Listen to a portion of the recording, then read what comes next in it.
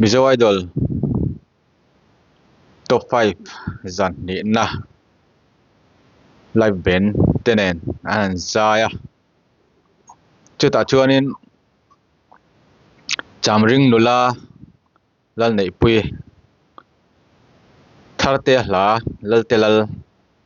ti aron sa sapui khop maya abo ruak po atang tha khop maya mi pui pon an loma chumi azaya chu kan thlir ho don ani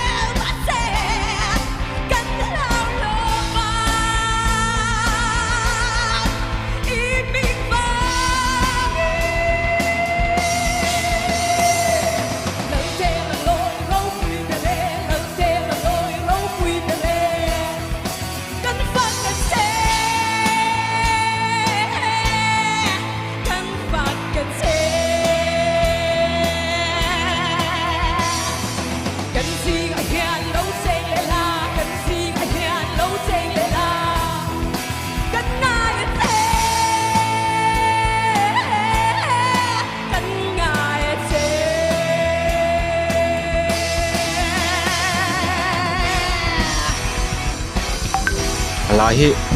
an buk deuh su su an rem thi deuh khani vel deuh bawk amo ala sak mil hianin ama hian adjust thiam deuh rio mai a zelina abo ruak hi ron keng tel deuh zel bawk a